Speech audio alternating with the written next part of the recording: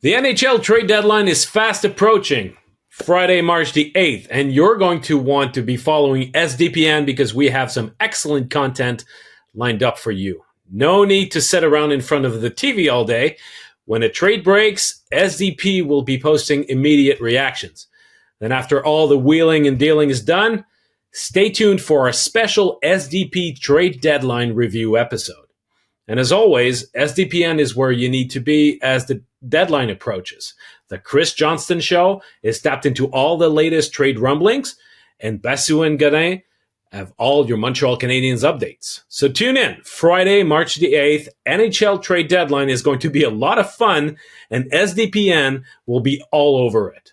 Follow us on socials, smash that subscribe button on YouTube, and get excited for some massive deals.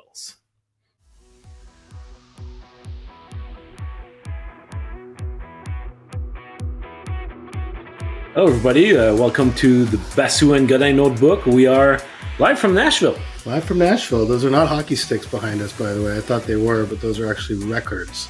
Yeah. I wonder why. Because we are in Music City, Nashville. Just came from Canadiens practice. It's deadline week. Deadline's on Friday.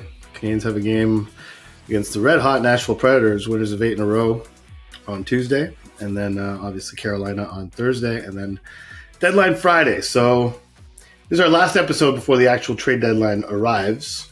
Thank goodness. Yes.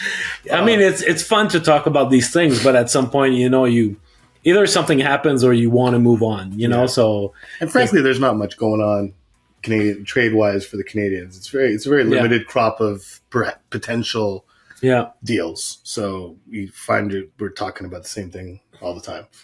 Yeah, that's true. But there's two things that I found very interesting in your column from Monday morning in your notebook when you mentioned that at least it was something interesting. Yes. I'm glad. Now, like in particular, those that I want to talk about. God damn it! All right, where was I? Yeah, David Savard. You said that it would take a first-round pick. You wrote that it would take a first-round pick. Other people also, I think, have mentioned that, but I trust your sources on that. So it'll be interesting to see if somebody can actually pay that price, because there are a few teams, I'm sure, that would love to add David Savard. We went on and on in the past couple of podcasts and the pros and cons of trading him. But it's really, it boils down to who's willing to pay such a price. Yeah. And there's not that many teams. And you mentioned that Toronto fit all the criteria of a team that looks for another right-handed defenseman, despite the fact that they already added Ilya Lyubushkin. They're willing to move a first-round pick for that. The Canadiens could be a willing partner for that. So it seems like a good fit. I mean, it could be. I don't know. I don't have any intel on whether that would happen. It was more to paint a portrait of the type of scenario it would take to get David Savard moved. And listen, when you say first round pick, I think the Canadiens would accept some sort of equivalent asset. But the important point being that the Canadiens have set a high bar for making this move. Mm-hmm. And as we're going to talk about today, because David Savard spent a lot of time talking to the media today after practice, and good on him, because he could have just blown that off and said, I know what you guys want to ask me about, and I don't want to talk about that. He didn't do that. And that's the other side of the trade deadline that I think it's important to discuss, and we will in a sec. But the reason they've set that bar so high is because, A, he's under contract. B, they like having him, and Martin St. Louis, I think, said it quite well. The intangible side, the things that you don't see on the ice that he provides to a young defense group is important to them. So that's why it would take that kind of a bar to be like, okay, well, unless you meet this, we're very happy keeping this guy. Yeah. And it's basically a leverage play. And listen, we've seen Ken Hughes do this before. Like in the short time he's been GM, he did it with Joel Edmondson. He did it with Jeff Petrie. He did it with, I'm trying to think of who else. Those are the two main ones that come to mind, where he made it clear and kind of got it out there that we're feeling to be no, and just done it with Jake Allen too, actually, Yeah. that we have no obligation to move this guy. And usually they wind up moving that guy. Eventually someone meets that price that they need and the guy gets moved. So we'll see what happens in this case, but it's clear that it's a pretty high bar the Canadiens have set. The price is high. They feel they have a valuable asset with so much demand in the league for this style of player, even though, David Savard is far from being a perfect hockey player. Brings a lot of playoff intangibles that a lot of managers are looking for this time of year. And so, yes, having that, having one of them and not feeling the need to trade him puts him in position to get the price that hopefully for their sake, at least, hopefully that they want. The thing with Toronto in particular, though, is the fact that, well, so that you understand when you look at the salary cap and the salary of a certain player at the deadline, you have to calculate that what's traded is basically what's remaining on the contract. And deadline week, we're talking about probably around 22% of the days in the season that are remaining, basically. So it's all the salaries are prorated. So there's about 22% of the salaries that are still to be paid. So when you, for instance, if you go on the cap friendly team page, any team, you'll see that there's the deadline cap space. So if the lineup remained the same today and there was no movement among the LTIR guys, for example, this is the precise amount of prorated salaries that they could add. Mm-hmm. But when it comes to Toronto, though, even if the Canadiens were to retain half of the salary, they would need a third-party broker to pay more than 20% left. So they would need other teams in some capacity to pay north of 80% of David Savard's salary this season and next. Or they could send salary back. Or send the other option. That's the other option, yeah. Or send salary back in order to make it fit. So it's going to be very tricky because they want to add. The Maple Leafs would like to add another body, but they just don't have a lot of money at their disposal. So I guess if they really want to do it, if they really want to meet that price, that'd be great. But I think that's a part where it's a bit difficult. It's definitely tricky. But I mean, the Leafs are looking. I mean, it's clearly they think they can do it. Mm-hmm. The one thing about the deadline cap space that's worth mentioning, because if you do go on the cap friendly teams page, like the main landing page, you'll notice that 40% of the NHL is operating in LTIR. And so when you're operating in LTIR, as Canadiens fans should know by now, but for those who don't, that number's fixed. So it's not a prorated number. You have this much cap space, and that there's no deadline cap space. It's whatever your LTIR number is, that's your cap space. So it's a little different in the case of those teams, Toronto being one of those teams. Yeah. So, but there are several of them who do have some LTIR room remaining among teams that might have an interest in someone like David Savard. And there's some teams that just flat out have cap space available. But other than Toronto, I wonder if Edmonton would be interested to some extent. I know their emphasis, their focus is at the forward position. Yeah. But I mean, I think the thing with almost all of the Canadiens trade deadline possibilities is I feel like almost all of them will come down to Friday at like 2:45. It's going to be a very last minute thing. When you mention who's going to be willing to pay that price for David Savard, because as well as he's played for the Canadiens, he's a very traditional stay-at-home shutdown defender, not an excellent puck mover, definitely not very mobile, but brings a lot of qualities that Stanley Cup contending teams could like. But to convince yourself to get a guy like that at that price is why I think it would take a certain deadline. Yeah. To be like, it's poop or get off the pot time. Like you gotta do it. That might be one. But sorry, what did you say? It's just that today during his avail, Martin Saint-Louis mentioned Savard's puck moving ability. Yeah, he's often mentioned his puck moving abilities and how he's a calm presence with the puck.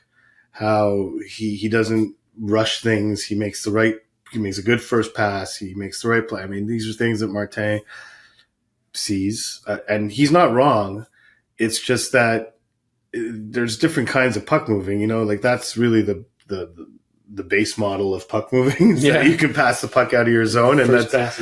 So in that sense, he's not wrong, but he's not a difference maker in his puck moving. Is what I mean. So, and I think everyone would agree. I think even David Savard would agree with that. So, but I think it would now be a good time to talk about what David talked about today, because I think it's worthwhile mentioning the other side of this. And I feel bad having to write about this stuff. And I remember I spoke to David Savard prior to the Canadiens game against the Coyotes after the morning skate, and just the possibility that it was his last home game in a Canadiens uniform. And super gracious. Like, he knows I have a job to do. He knows I have to write about this stuff, and answered all my questions. Was very nice about it, but made it clear then that he has no desire to leave Montreal. And today, after practice, he's 15, 20 minutes with the media, like a long time. 20 minutes. Time. And just made it clear over and over again to what extent. Because if you go back to David Savard signing with the Canadiens, he had just played the Canadiens in the Stanley Cup final, had other offers on the table for more money, and said at the time that, he has 3 young children, and actually mentioned today how he had found that they were speaking English at home, and it was bothering him, and I would imagine his wife. And so they were very young. His youngest was 18 months at the time. That child is now 4. But they've now lived in Quebec since then for the last 3 years. So obviously at that age, that's a very impactful time to be living in a French milieu and going back to an environment where David and his wife want to raise their children and close to their families, being able to see them regularly, being able to see friends, he mentioned, going out for dinner after games with friends, and everything else that comes with being a hockey player in Montreal. But in his case, doing his job in his home, in his place where he feels most comfortable and wants to raise his family. So I think that's why when he talks so passionately about wanting to stay in Montreal, yes, there's the hockey side of it, and I think he believes in what the Canadiens are trying to do. But the personal side of it for him is quite strong, and it bears mentioning at this time of year, because you always hear Ken Hughes say, "I hate talking about these guys like assets."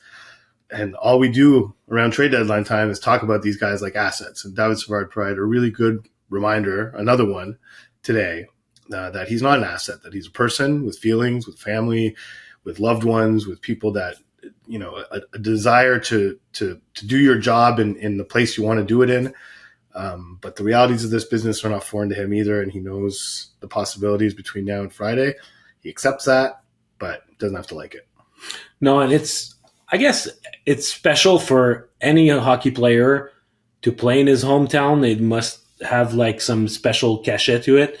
But there's another dimension, the cultural and linguistic dimension, that's specific to Montreal compared to, are you going to go play, in Carolina, or are you going to go play in Nashville? There's differences, but there's the editorial decision is not necessarily as big when it comes to how you choose to raise your family.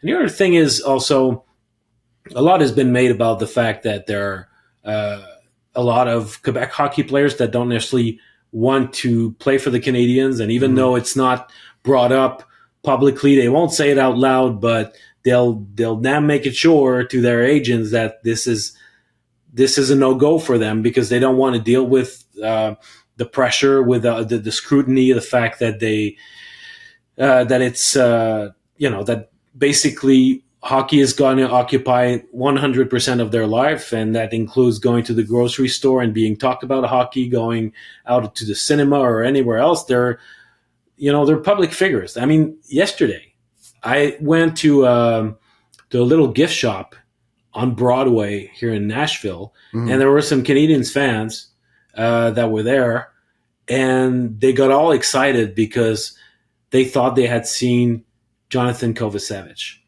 So I mean, we're there's plenty of people. If Kovacevic was playing for Nashville, he could walk on the street and nobody would know what he looks like. So now I think Roman Josi can walk through the streets of Nashville, and some people would know, but I think a lot of people wouldn't. Exactly. Yeah. So there is scrutiny, and some people like it, some people don't. David Savard is a private person. He has learned how to deal with that reality, but fundamentally, he's a guy who wants to play for the Canadiens, and this is something that as you build, it's not a reason for not moving a guy. But I think that the more players you find that really wants to play for your team, you have to go and get them. Now, I'm not asking the Montreal Canadiens to trade for Logan Stankoven, even though he was a diehard Canadiens fan. Sidney Crosby, Nazem Kadri. I learned about Justin Williams, former NHL star who always dreamt somewhere in his heart that he could play for Montreal one day.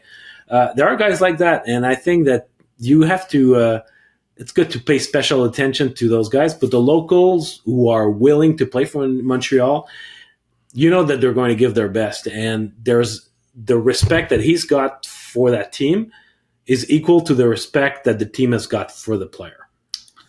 Yes, I agree with all that, and I will say that it's easier as a local guy to handle playing for the Canadiens when you play the role that David Savard plays.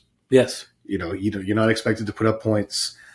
All you're expected to do is go out and work hard, try your best, play hard, do all the intangible things that David Savard does, which he does on a regular basis, and no one's going to bat an eye.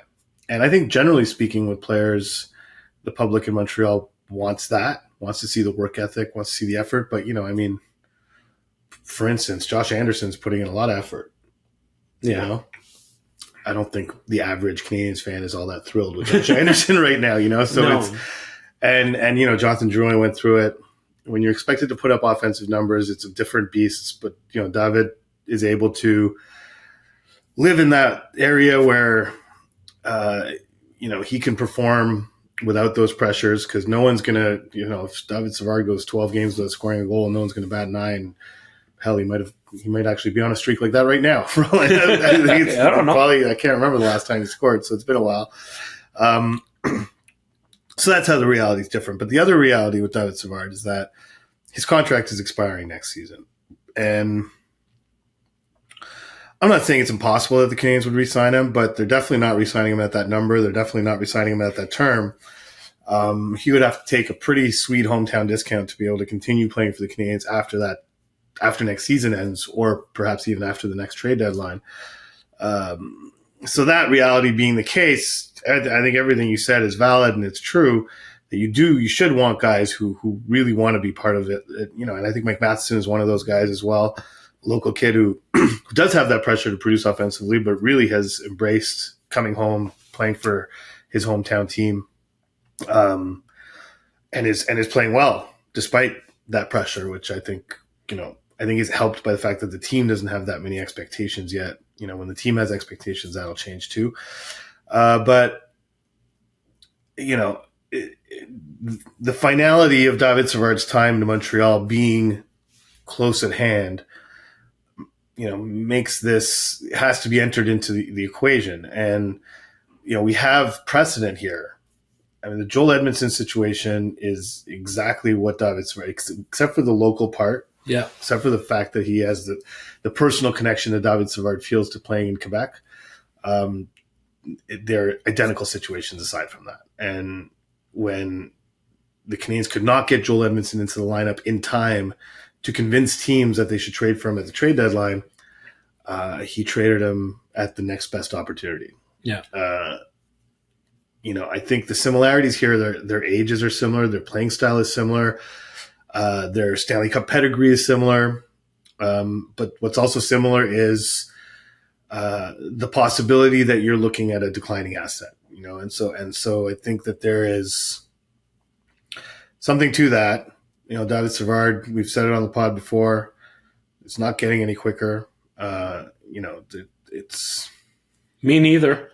No, exactly. Well, that's it. You reach a certain age, you slow down, and so that being the case, if that price is met, that Ken Hughes is set on David Savard, despite all the good things that he brings, and despite the Canadiens recognizing those good things and appreciating them, Hughes hates this word, but there's an asset management aspect to this that needs to be adhered to. And it's not as if Ken Hughes is shopping him around. And even David Savard even said it today. They're not trying to trade me, but they're definitely taking calls. And it just takes one GM to say this is the kind of guy we need. We're willing to give up that price, whether that's a prospect, a former first-round pick who's a prospect now, or an actual first-round pick, or something else, some other equivalent combination. But it takes one GM to say we need that guy, because if Friday 3 p.m. comes and goes and David Savard is still in a Canadiens uniform, I don't think Ken Hughes is going to be crying about it. And it's a source of zero stress in the Canadiens organization right now, whether David Savard is traded or not. And frankly, if he's not, I think there'd definitely be relief in the dressing room. I think the coach's office would be relieved. And even among management, I don't think there'd be a real sense of disappointment that they weren't able to cash out. But I think just like in Edmonton's case, we'll be talking about this again in a few months if Savard makes it past the deadline. Yeah, and just going back to Toronto for a second, because the Canadiens could choose to keep him, but what's interesting right now is that David Savard fits a certain profile as a player, and if you look at other defensemen that might be available in the market, they don't. You got some guys that are like puck movers or that are more offensive minded, and Toronto is really not in that mindset. No. What they miss a guy like him. They need the security, even if it's just the mental security of thinking, okay, well, at least we got one of our guys on our decor that strictly about his own end. Mm-hmm. He's got this one move once he passed the offensive blue line. The move with a capital Works M. 99% of the time, yes. But, he's going to be there for your PK. He's going to block shots. He's going to eat some minutes and all that. So when you look also at what are the other players that might be on the market, I think that's what also makes it interesting, because if I'm the Toronto Maple Leafs and I already acquired Bushkin, who I think is an inferior player to Savard. Yes. You look at the other guys that could be available. I mean, Tyson Barrie's been on the market. He's asked to be traded out of Nashville. He's not playing for Nashville. I mean, he's on the roster, but he's not. He can't get on the ice. So yeah. But that doesn't fit either. I think Eric Johnson is the guy that would be that would fit that same kind of mold. Matt Dumba too is not the same Matt Dumba as he used to be. He's not really that offensive of a guy now. But I'm not sure if Toronto would go for Dumba. I don't think they would, but they did. And I think I saw this today. I think it was in. I think Dumba mentioned it to Luke Fox, if I'm not mistaken, at Sportsnet. But he said that when he was a UFA last summer, Toronto had inquired. Yeah. And so when you're interested just a few months earlier, maybe they're still interested now. Who knows? But those are the only two guys I could really think of among the names that are circulating. There's obviously a lot of defensemen who are similar to David Savard in the NHL. I don't know how many of them are necessarily available by Friday, but those are the two guys that I'm thinking are kind of not in competition with David Savard, but that teams looking at David Savard or who were looking at Chris Tanev could look to these two guys to fit that same type of role. Yeah. Okay, something else that I thought was interesting in your column was the fact that you suggested that there was a chance, not necessarily it was super likely, but there was a chance that Canadiens might be able to move Tanner Pearson without retaining salary. My argument about Pearson is that if you were trying to retain salary in order to move him, the return would not be interesting enough that it would be worth using your last retention slot on this guy. But if there's a player out there, if there's a team out there that's willing to trade for him, again, it prorated. I mean, there's about $700,000 left on his deal. Mm-hmm. There would be teams that could find a fit for that, but that screams a last minute ad. That's the thing. That is something where, you're on a shopping spree and the clock is ticking and you're just trying to grab whatever you can find and just empty the shelf. That's a luxury item that if you reach 2 p.m. on Friday and you're like, okay, well, we have this cap space, doesn't look like we're going to be able to use it. We could use some veteran presence, someone who's won a cup before, who knows the process, all those things. And Tanner Pearson's there. And so, and Frank, I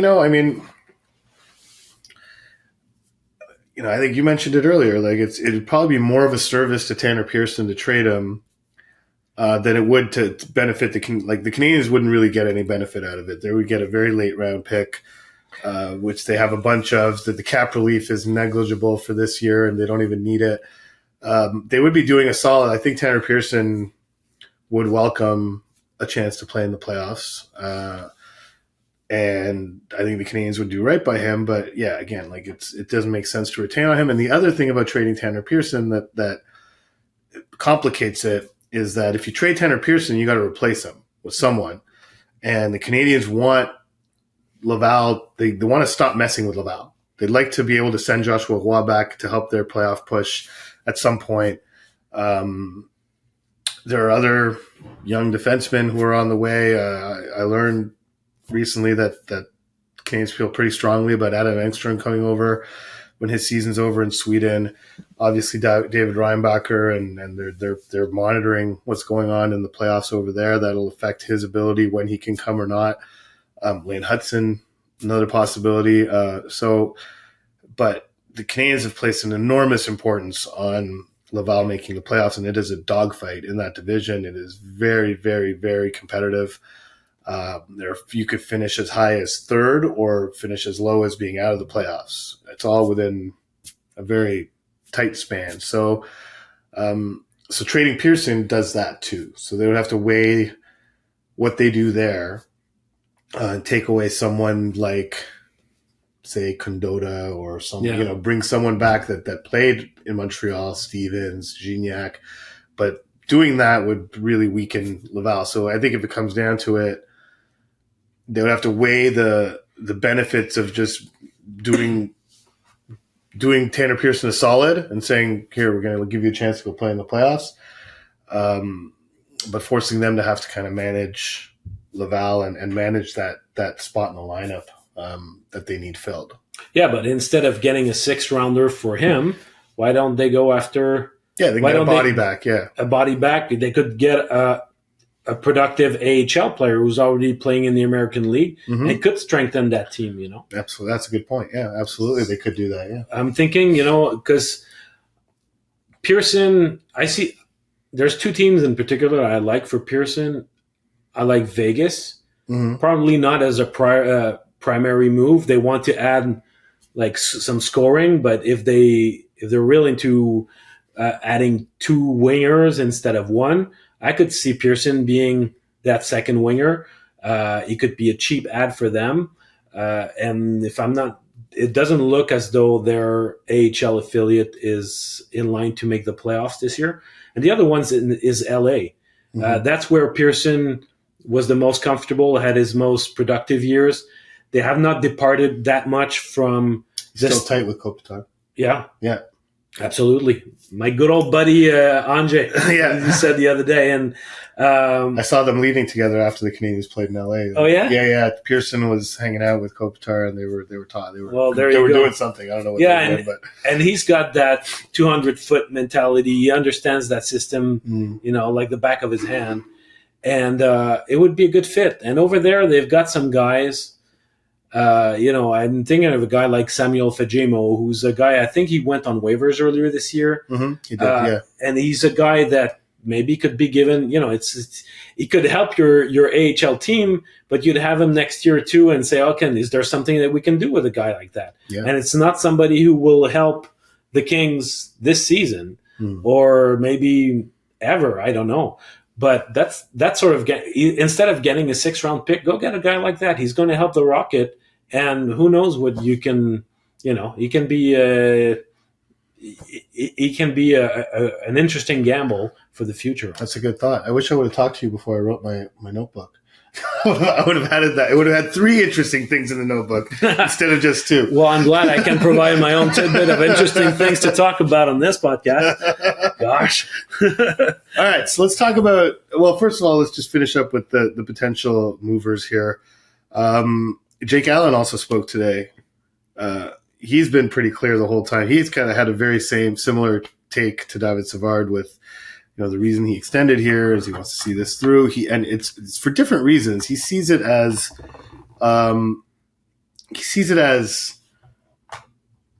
his role. What he's embraced when he signed his extension with the Canadiens is being the bridge guy. Yeah. He said it the day he signed. He knows that he won't be here probably when the Canadiens get to the other side, but he wants to help them get to that. He wants to try and provide the structure and the leadership and everything to get the Canadiens to the other side of this. So I don't get the impression that the chances are very high that he moves between now and Friday. Again, the retention slot comes into play and how the Canadiens can best use that. He just hasn't been good enough. He hasn't been good enough. He hasn't been good enough to be and plus the teams needing goaltending no longer need it for various reasons. Carolina's goaltending has more than stabilized. They've had some of the best goaltending in the league over the last month or so.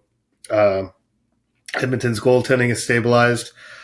Toronto's goaltending is stabilized to some extent. And I don't think Allen would necessarily be an upgrade on what they've got going on right now. Like, there's really kind of 2 teams that I can see that are left, and one of them, New Jersey, is probably not going to make the playoffs. It doesn't make sense for them to get him. And the other one being Colorado, who could make it happen, but it would be complicated. They would need to get creative, and there'd be a lot of moving parts to that. Their cap space is a little tight to add Jake Allen, but it's that's the only team I could see making a move here. I mean, I could be wrong. Maybe they'll prove me wrong, but I would not be the least bit surprised if Jake Allen were here at 3:01 on Friday afternoon. It just doesn't sound like the market. What used to be a hot goaltending market has turned into a very quiet one, and the demand is very low, not just for Jake Allen, but just for goaltending in general. Yeah, and since it's interesting to look at the guys who still have one year left on their deal, whether it's Savard, Allen. There's one other guy, it's Joel Armia, because he's been so steady. Wow. It's weird thinking. Who would have thought we would say that? Yeah. But I mean, it really has been, though. It's almost like 3 months of solid hockey, consistent hockey from him. He's really figured something out in his head.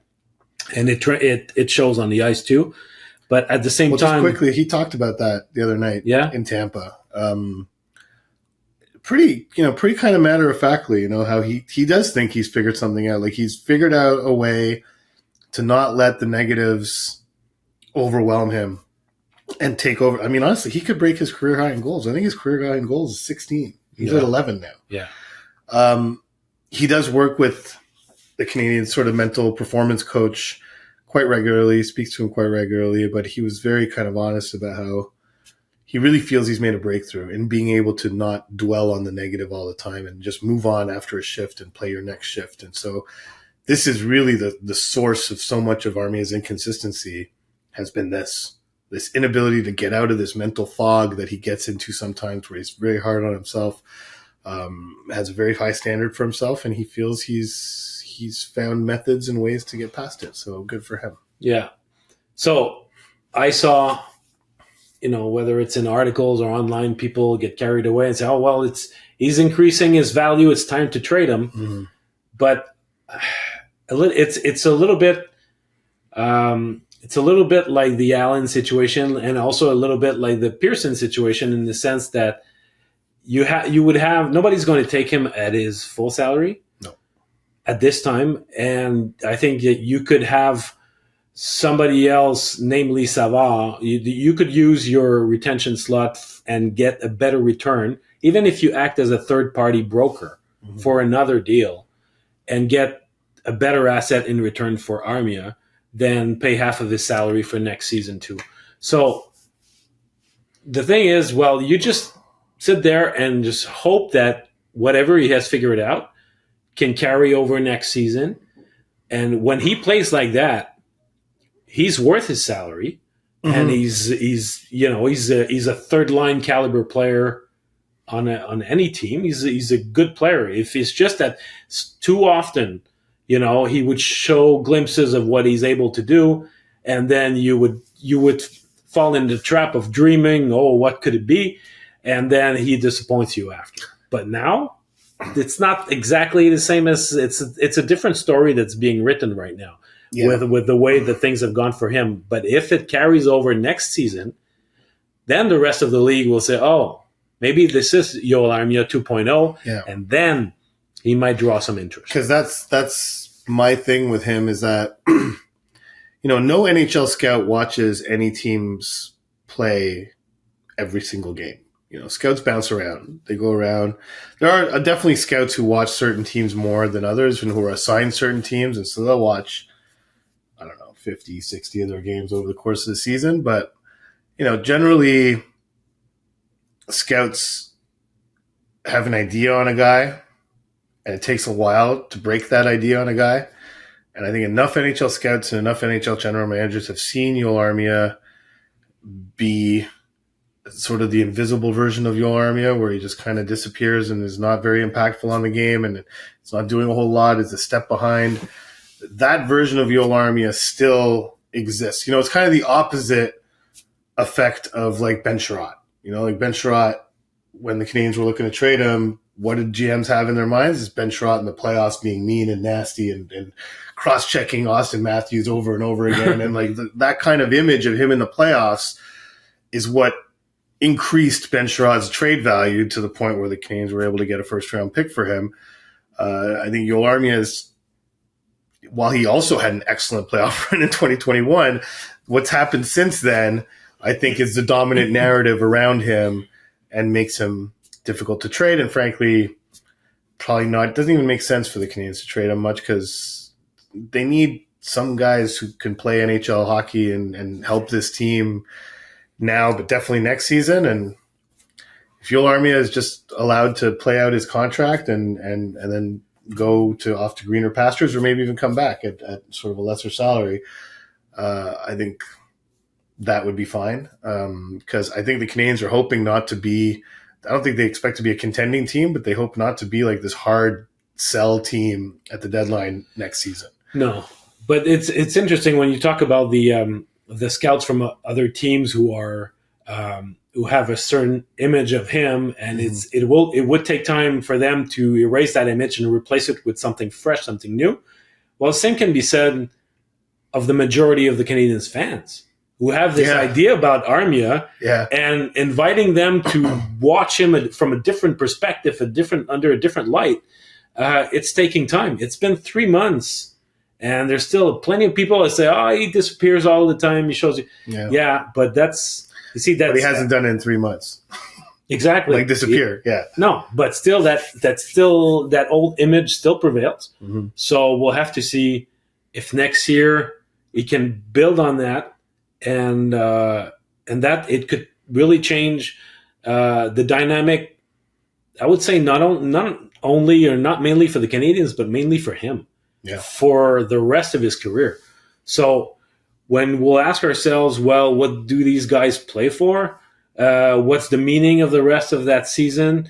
There'll be individual progress that they want to bank on. There's also a sort of overall cohesion that Martin Saint-Louis is looking for. And I was chatting with him after the scrum today, and he was saying, well, it's meaningful for us if we are able to understand exactly where we're going as units of five. It's not lost, and it will carry over next season. Mm-hmm. That's true. But you take a guy like Armia, if he was to finish the season the way that it's been going for the last 3 months, carries it over his summer, and then next season, well, then you have a different version of him, and it's going to help the Canadiens, and it's going to help his trade value too. Yeah. So all that to say that I would be quite surprised if Joel Armia was no longer on the Canadiens after Friday, and so that's pretty much we pretty much went over the possibilities. That's not to say that Hughes can't pull a kind of a rabbit out of his hat, but I don't anticipate. You don't see a Jordan Harris. I doubt it. I know his name's being floated around, and I think in the offseason, guys like Jordan Harris, maybe not necessarily Jordan Harris, but there's definitely a sense. I think Kovacevic is actually the real possibility. Because he's a right shot D who would seem to suit sort of a playoff environment, and would be super cheap and is under contract for another year. Like he should, if teams are looking for defense, like they should be calling about that guy. But if you trade David Savard, you need Kovacevic. Absolutely. And so if they don't trade David Savard, maybe they do trade Kovacevic. Well, what are you going to? It's all the entire Canadiens trade deadline is weighing the acquisition or what's coming in versus the value of what's going out, not only on the trade market, but on their team and in their situation. Like really managing the push and pull between Montreal and Laval, making sure that they remain competitive. The Canadiens have played very competitive games, and we're going to talk about that in a sec, but making sure that they remain competitive, not completely losing the room over some inconsequential trade that really didn't bring in a whole lot. That's another reason why I think the Savard price is going to be exceptionally high, is that it would avoid another rift with this room. And I think this management group is kind of sensitive to where this group is at right now. They're core players. They're important guys, Suzuki's, the Caulfields, those guys, the Ghoulies, they want those guys to feel like management is now pulling in the same direction as us. Whereas, because they already went through a whole year where it was laid bare on the table that management is not pulling in the same direction as us. And I think there's some sensitivity to that. So Monahan was already a tough pill to swallow for those guys. Exactly. So losing Savard for some defensemen would also hurt because the younger players, even the young forwards. Yeah, well, all the younger players, it's nice feeling for lack of a better word, the cushion of a veteran who can help calm things down, stabilize, knows the drill. And you need those on your team. So if it's fine if you find some very good value to move them, but there's certainly a limit in the number of those veterans that you can part ways with. It's bitten the Buffalo Sabres in the ass so often that they didn't have enough of those guys. Yeah, but that fact only adds to David Savard's appeal and allure as a trade target, knowing that you can put him in your dressing room and he'll be a positive influence in there. There's not been a single, it's one thing to not badmouth a guy in the media, but it's another thing to go over the top with your praise of how amazing he is and how great he is and what he means to the room and what he does to this and blah, blah, blah. Stuff that we don't really understand. But, a team has dynamics. Those dynamics need to function properly for a team to win. Sometimes teams can get over poor off-ice dynamics, but most of the time teams that win have a good functioning room behind it. And David Savard helps you do that and helps you have that. So, and he's done it before when he changed teams at the deadline and went and won a cup with Tampa and playing a very supporting role. I was actually surprised going back and looking at David Savard's usage. Barely any penalty killing time. Less than 30 seconds a game, something like that. It was less than a minute for sure. Okay. But it was barely any penalty killing time, 14 minutes of ice time a game. Like a definite third pair, even strength role for him.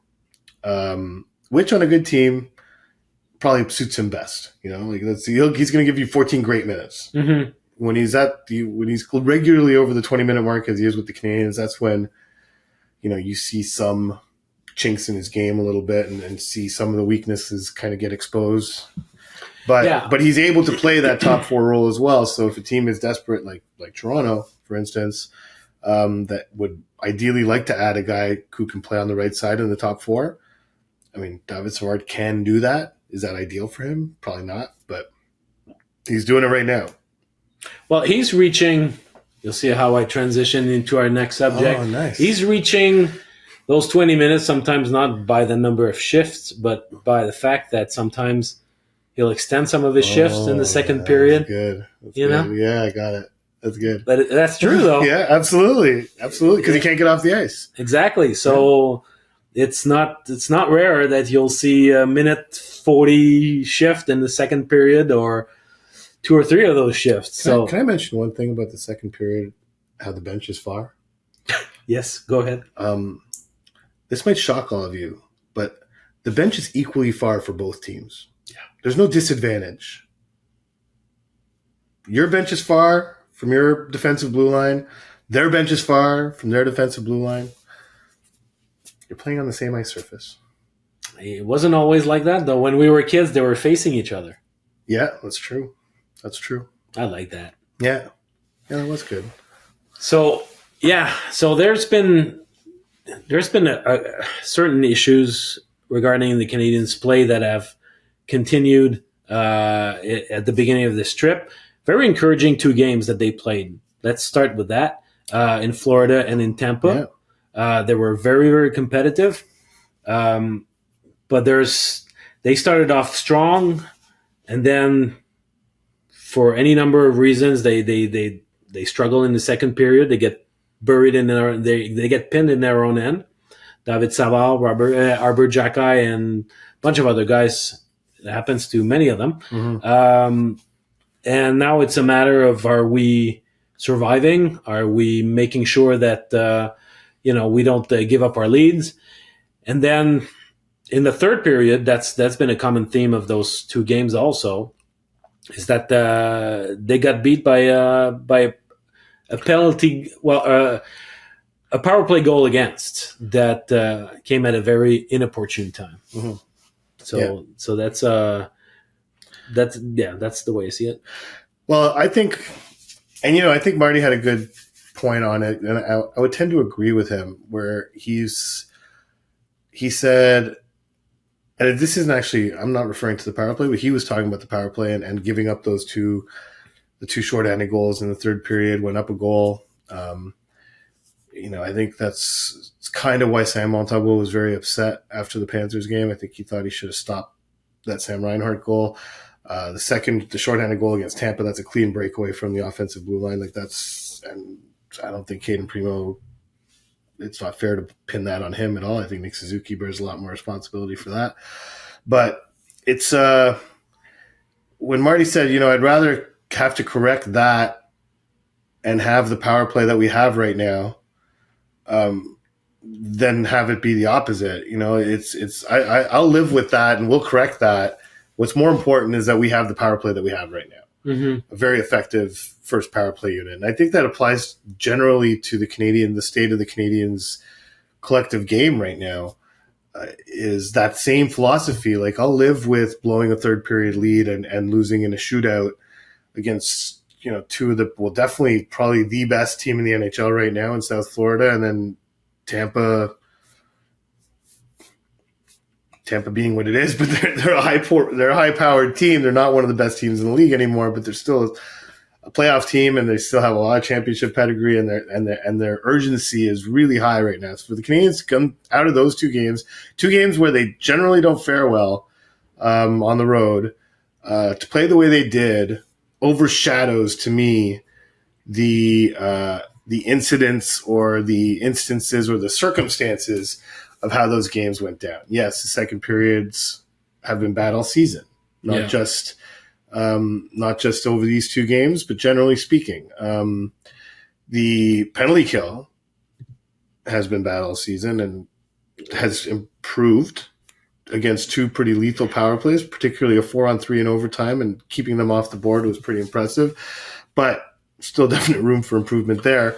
But the overall 5-on-5 play, the fact that they put these 2 teams on their heels after the first 20 minutes, coming out the way they did, has infused this group with a lot of confidence. And if you're playing a good first and a good third, and the second's an issue, well, the same principle as the power play thing. It's easier to fix that one period in the middle when you're getting a good start. And I think Marty's argument held some water, but not really. Where the teams are upset after getting beat on the first period, and they come back out really strong, and we have to withstand that, and we kind of have to absorb it and move on and get back to our game.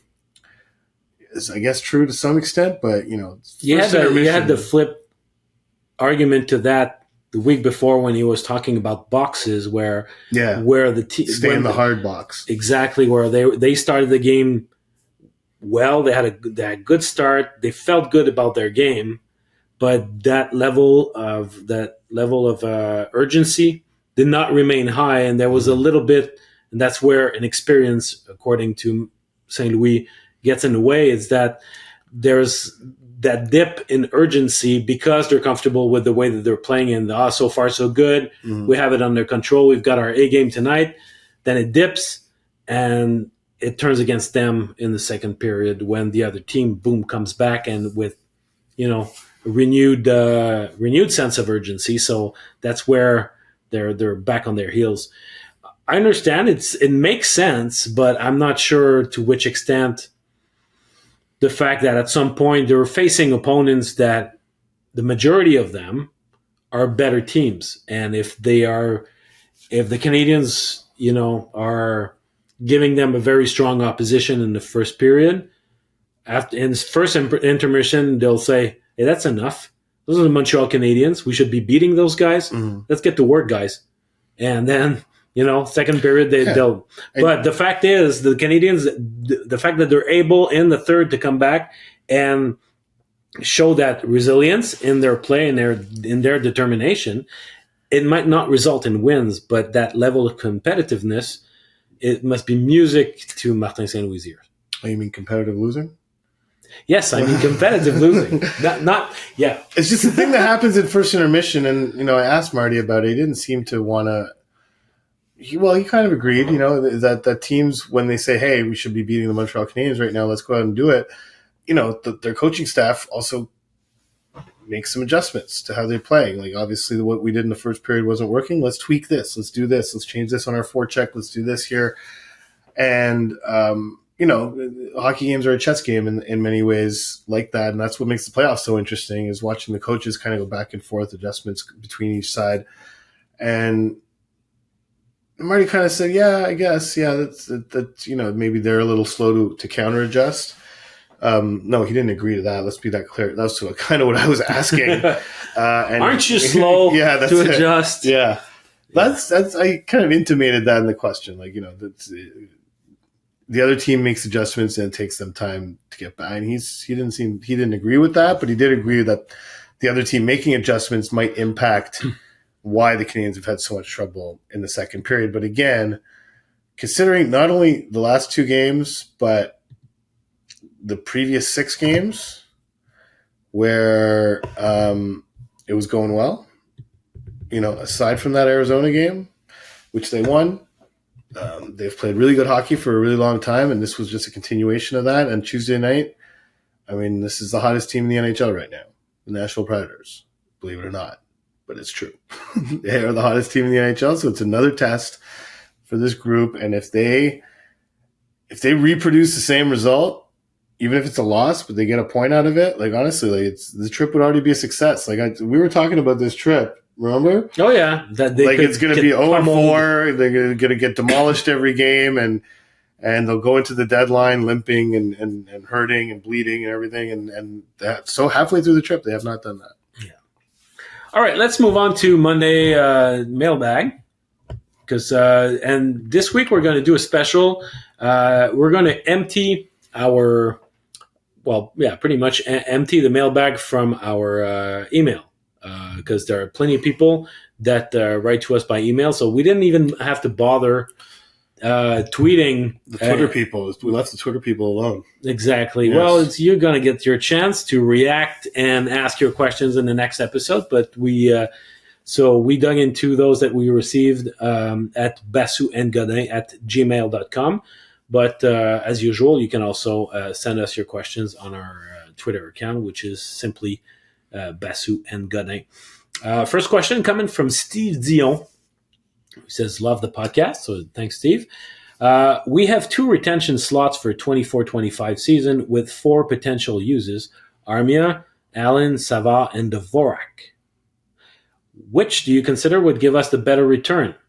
I would assume Devo and Savard, but I'm curious to know your opinion.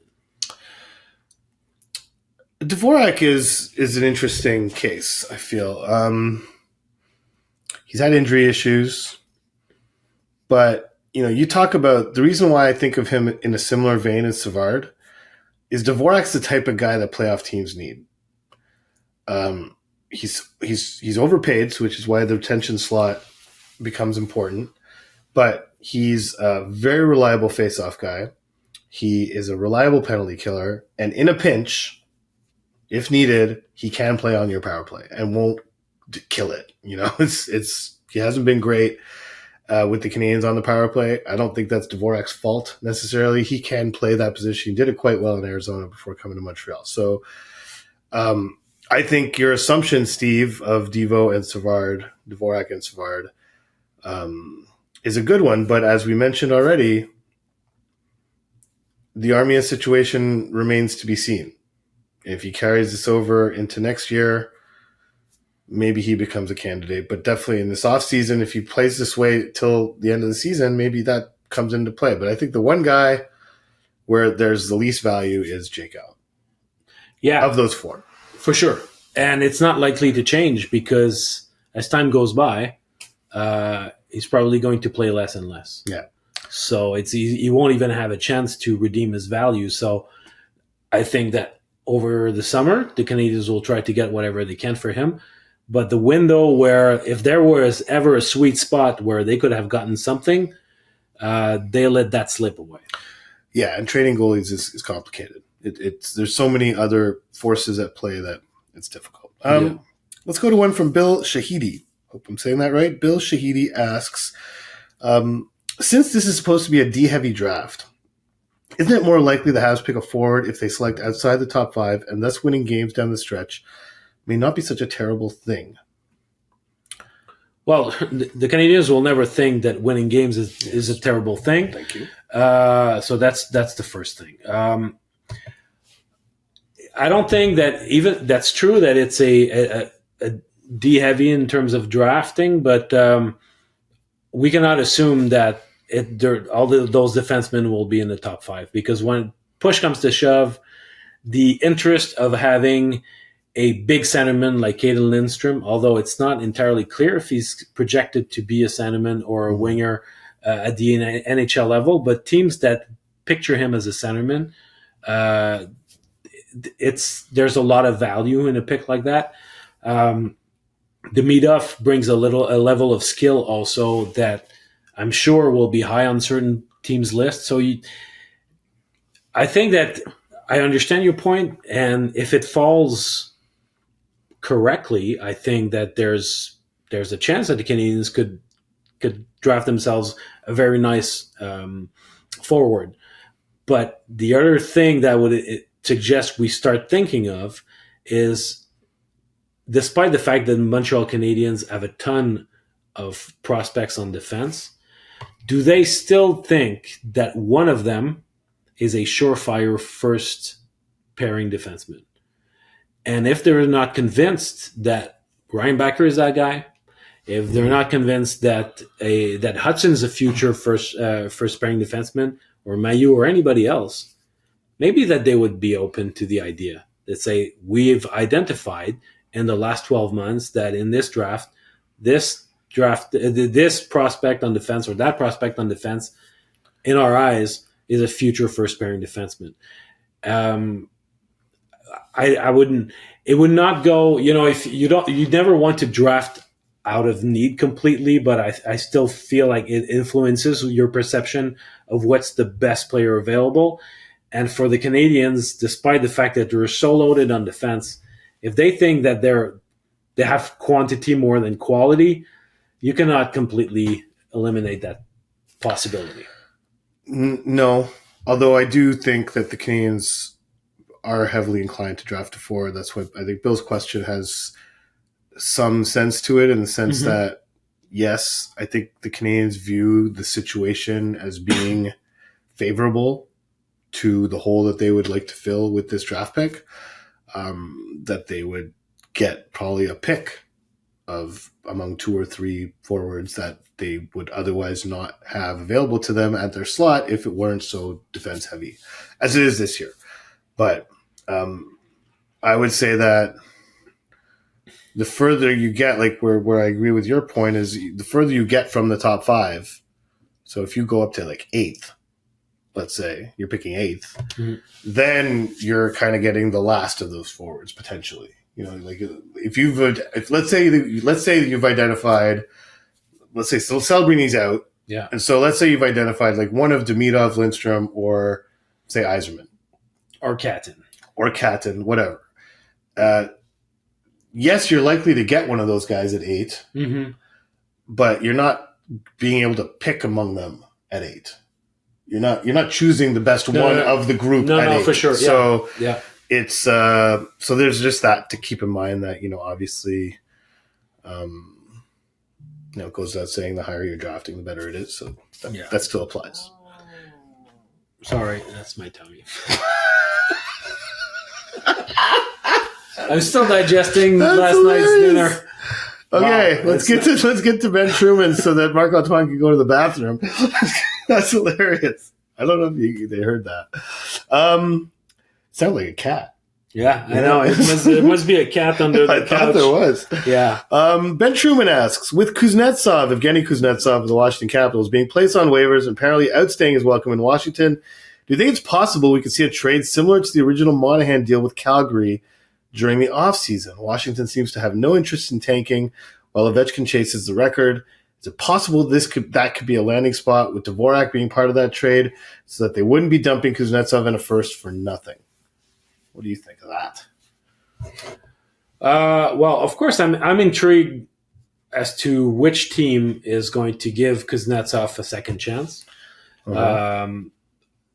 Obviously, with such a big salaries at $7.8 million, if I'm not mistaken, something like that, for one more season. It's no surprise that he was not taken on waivers, and I think that it's very well documented his off-ice issues. It's apparently the most expensive rostered player in AHL history. Oh yeah, I saw that go by somewhere. Okay, because Carey Price played in the AHL, but that was a conditioning stint, so that's different. Right. So he beats Wade Redden or a guy like that, maybe? Wade Redden, Jack Campbell. But Wade Redden probably, yeah. Wade Redden was making more. Anyhow. So I digress. Yeah. So there are many questions to ask here. First, is Montreal the right environment for players to have? He's 7.65. Okay. Sorry. So a guy with his off-ice issues, in Montreal is a city of...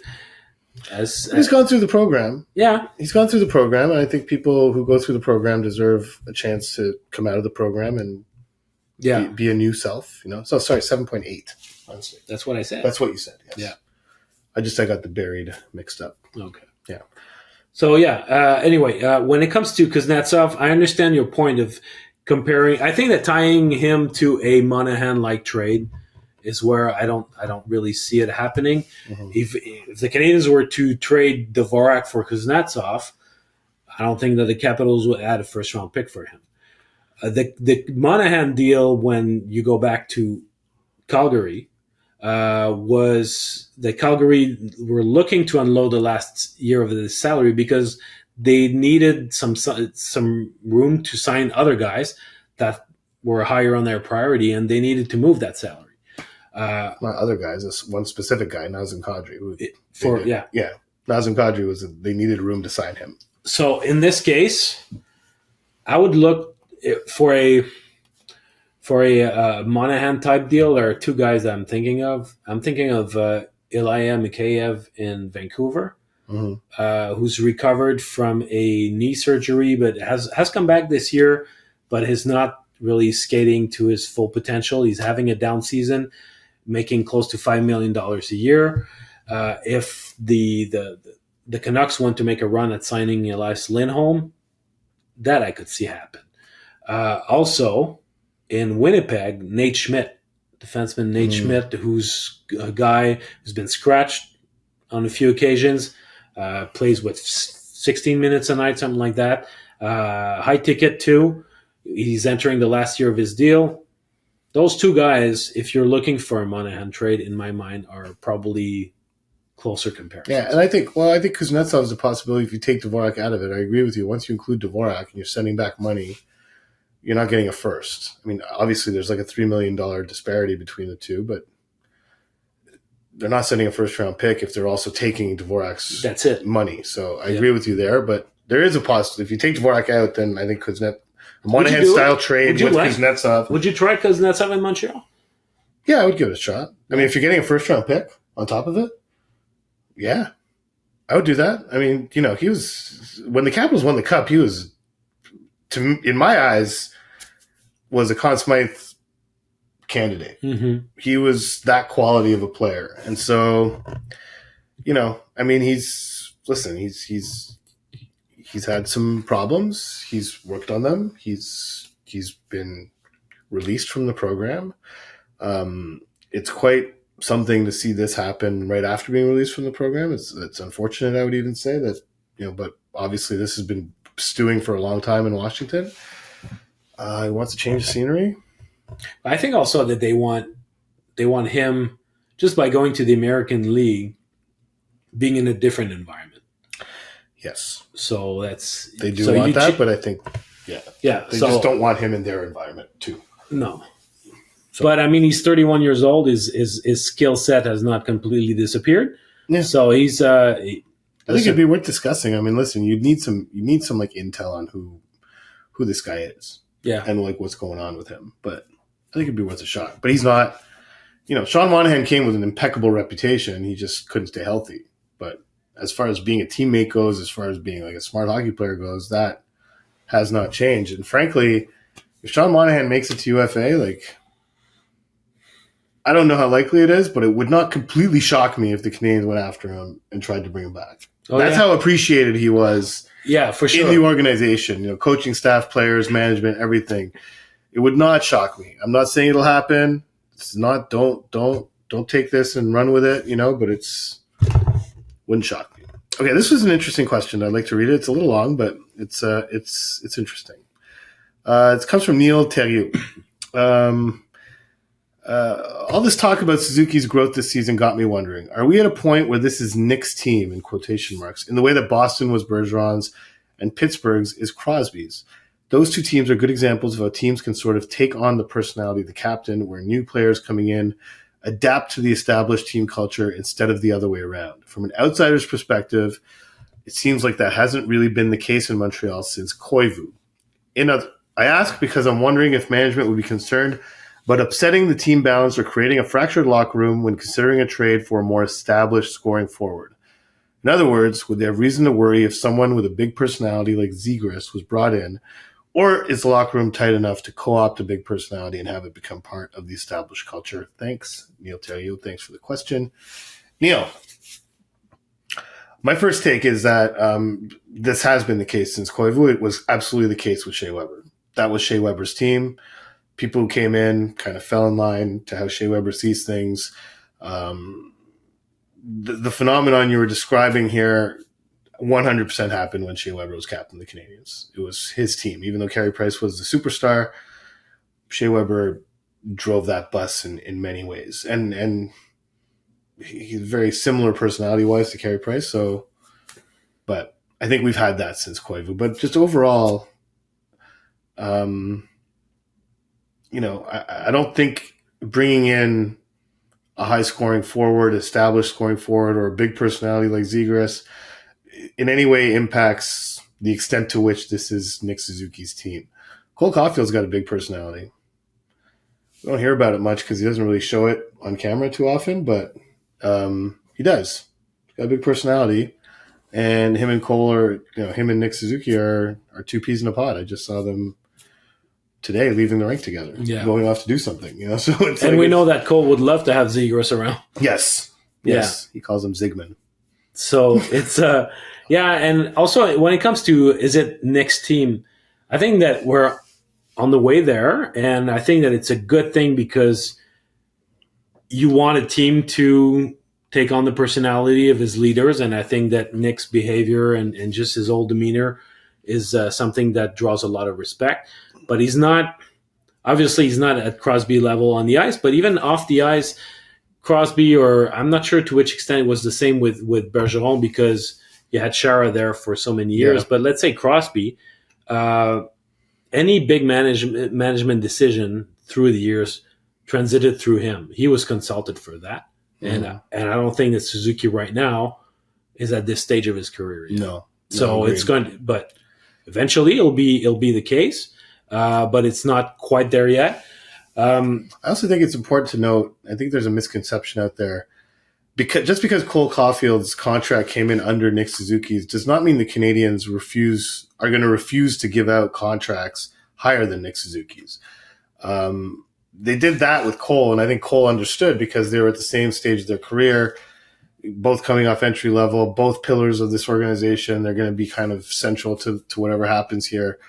But if the Canadiens hit the unrestricted free agent market and went after a big fish, I think it's a given that they're going to have to offer a contract that's more lucrative than Nick Suzuki's. And I think Nick would understand. I think everyone would understand. And it would not cease being, quote unquote, Nick's team just because that happens.